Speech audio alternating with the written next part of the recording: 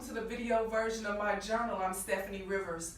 I'm sitting in my beautiful hotel room in Hong Kong. It's the Alberg Discovery Bay Hotel. Outside here is a lot to see. They got a beach, actually, beachfront. They've got the mountains. They've got lifts that can take you up to those mountains. Down at the bottom, they got a swimming pool and lots of eateries and shopping you can do. This hotel is awesome. It's $250 a night, and I will say it's not my first choice because I'm a cheap diva. But let me give you some background on how I actually ended up at this $250 a night hotel. So I just got back. I'm on the way back home from vacationing in Bali, and I wanted to make sure I was here at the Hong Kong airport, which is nearby, for my return flight to Dallas, where I live, because Mama got stuff to do. I got businesses that need my attention. I've been gone for a week. Had an awesome time in Bali, Indonesia. I'll tell you about that in another video at another time.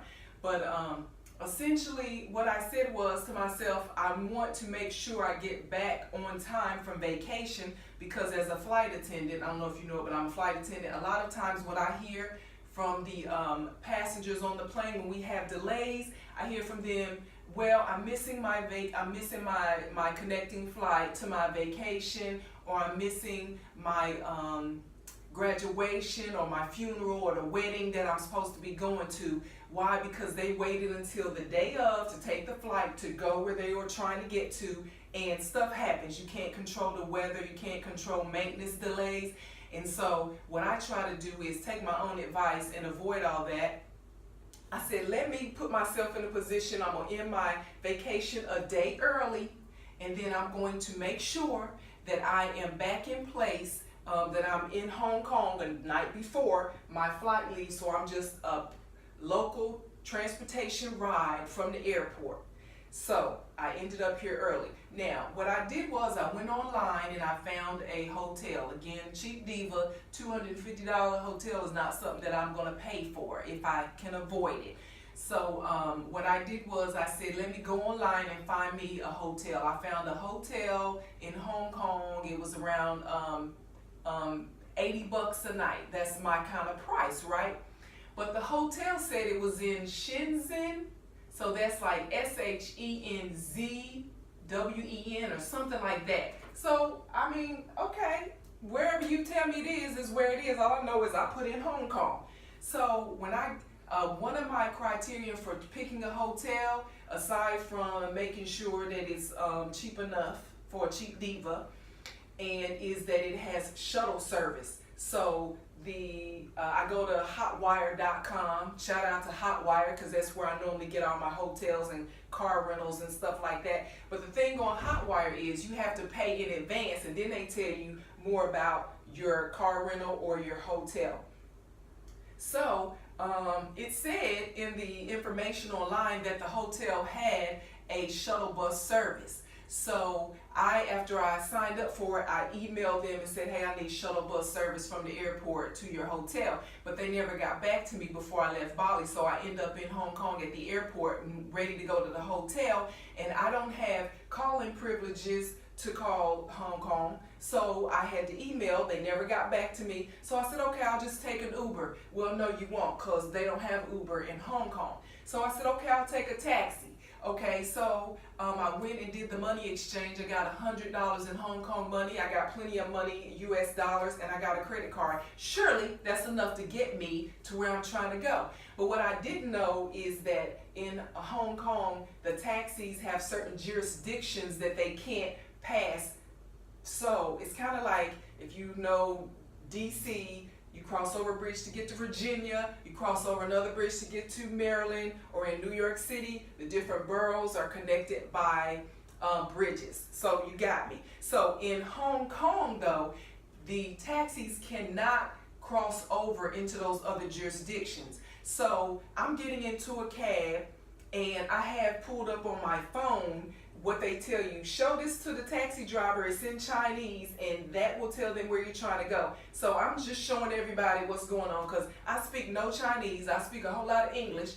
The Chinese taxi drivers, they speak a little English and a lot of Chinese. So they didn't know enough to tell me that, you're going into China, right? So I didn't know that. All I know is I'm getting in the cab, showing them where I'm trying to go, and they're taking me from point A to point B and then dropping me off. He's like, okay, you got to get out here. I'm like, but I'm not at the hotel yet. Why I got to get out? So now we're calling over people who speak a little bit of English to tell me a little bit about what's going on. So I got the gist of they cannot cross over into that jurisdiction.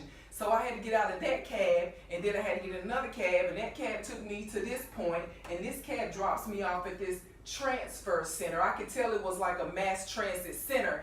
I didn't know that this is the Chinese customs place where you go to cross over into China. I didn't know that's what I was wanting to do, because I'm just trying to get to my hotel.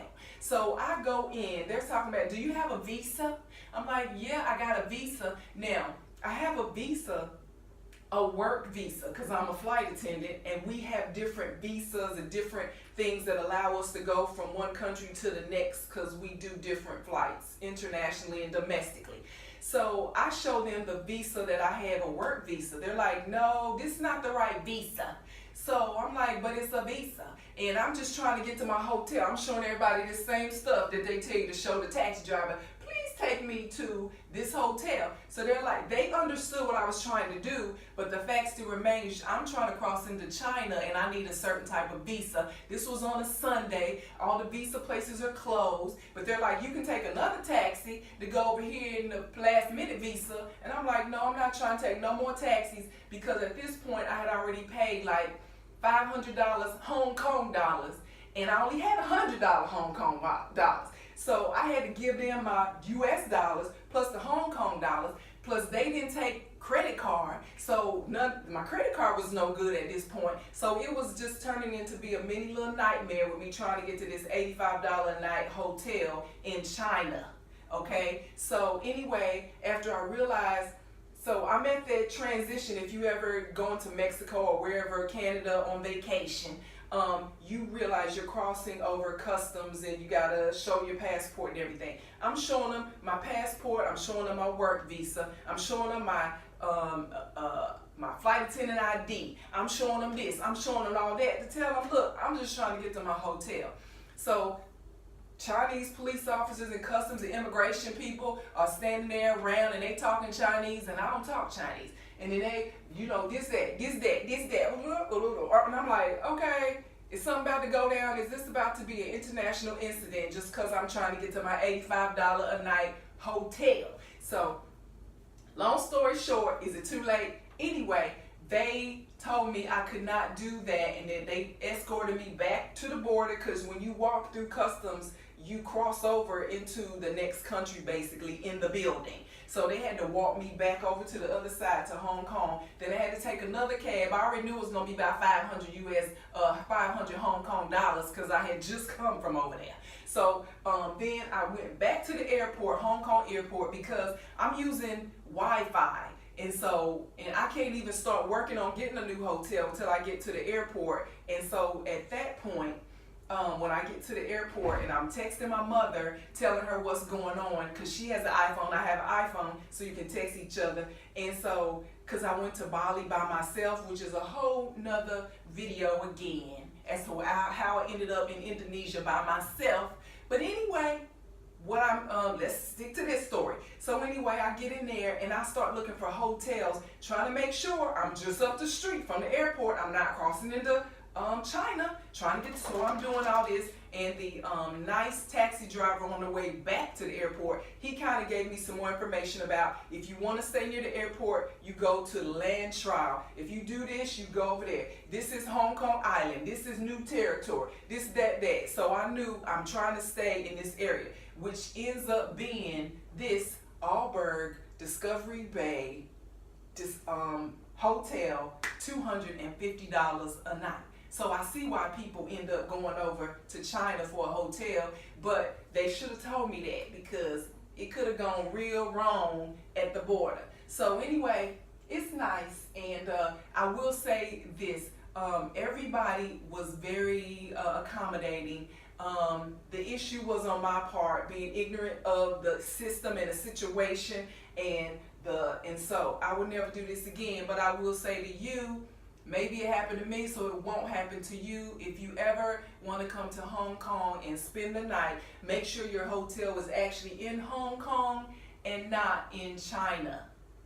If it is, you need to have a visa to get over there, and hopefully it's not on a Sunday, because that's going to be another problem.